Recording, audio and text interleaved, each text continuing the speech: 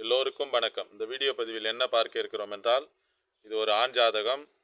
இவருக்கு என்ன குழந்தை பிறக்கும் என்பதை பற்றி இந்த வீடியோ பதிவில் பார்ப்போம். இவருக்கு முதலில் 2 பெண் குழந்தை பிறந்துள்ளது. அதன் பிறகுதான் கொஞ்சம் காலம் கடந்து ஒரு ஆண் குழந்தை பிறந்துள்ளது. அவருடைய ஜாதகத்தில் அந்த முதலில் 2 பெண் குழந்தை பிறப்பதற்கான அமைப்பு எந்த கிரகத்தின் அமைப்பில் இருக்கிறது என்பதை பற்றி பார்ப்போம். காலந்தாழ்ந்து அவருக்கு அந்த ஆண் குழந்தை கிடைத்தது. அந்த ஆண் குழந்தை கிடைத்ததும் அவருக்கு அந்த ஆண் குழந்தை தற்போது ஒரு 15 நாட்களுக்கு முன்னாடி அந்த பையன் ஏதோ ஒரு பாய்சனை சாப்பிட்டு விட்டான் என்று சொன்னார்கள். அவருக்கு அந்த குழந்தை அமைப்பில் அந்த விதமான மன கஷ்டங்களை ஏன் இருக்கிறது என்பதை பற்றி இந்த வீடியோ பதிவில் பார்ப்போம். இவர் 10/10/1969 ஆண்டு பிறந்துள்ளார்.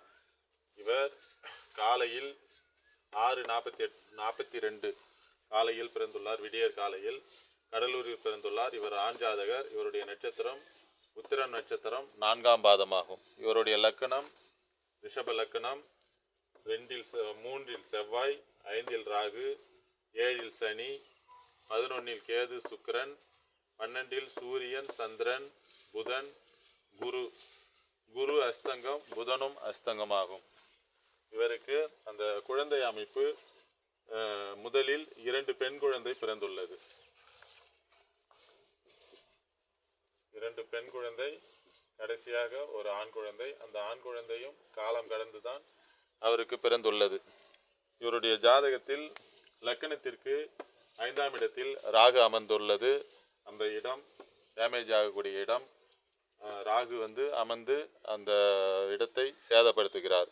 அது ஒரு தவறான ஒரு விஷயமாகும். அதேபோல் 5ஆம் அதிபதி என்று சொல்லக்கூடிய சனி 7இல் நீசமாகிறார். அது ஒரு தவறான 5ஆம் அதிபதி நீசமாவது அது ஒரு தவறான பலனாகும். அடுத்தது காரகனாகிய குரு 12இல் மறைந்து இருப்பது அது ஒரு தவறான விஷயமாகும். அது மறைந்தாலும் பரவாயில்லை, அமாவாசை சந்திரனோடு சேர்ந்து கடுமையான பாவத்துவ அமைப்பில் இருக்கிறார். அதேபோல் சூரியனோடு சேர்ந்து ரொம்ப நெருங்கி அஸ்தங்க அமைப்பில் இருக்கிறார். குரு கடுமையான பலவீன அமைப்பில் இருக்கிறார். இதனால் குருவும் குழந்தையை கொடுக்கக்கூடிய குரு காரகனாகிய குரு அமாவாசை தோஷத்தில் மாட்டி சூரியனால் அஸ்தங்கம் செய்யப்பட்டு லக்னத்திற்கு 12ஆம் இடத்தில் மறைந்திருப்பது மிகவும் தவறான ஒரு விஷயமாகும். அதனால்தான் அவருக்கு அந்த ஆண் குழந்தை சம்பந்தப்பட்ட விஷயத்தில் மன கஷ்டத்தை தருகிறது.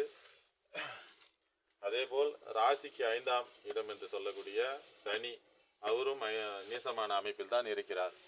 இவர் உத்திரம் நட்சத்திரம் 4ஆம் பாதத்தில் பிறந்துள்ளார். இவருக்கு 1 வருடம் 5 மாதம் 12 நாட்கள். பிறக்கும்போது சூரிய திசை 1 வருடம். அதன் பிறகு சந்திர திசை ஒரு 10 ஆண்டு காலம், செவ்வாய் திசை ஒரு 7 ஆண்டு காலம், ராகு திசை ஒரு 18 ஆண்டு காலம், குரு திசை ஒரு 16 ஆண்டு காலம், சனி திசை ஒரு 19 ஆண்டு காலம். 71 வயது வரைக்கும் இவருக்கு சனி திசை நடந்து கொண்டிருக்கிறது. இப்பொழுது இவருக்கு வயது 56 வயது 9 மாதம் 10 நாட்கள் ஆகிறது.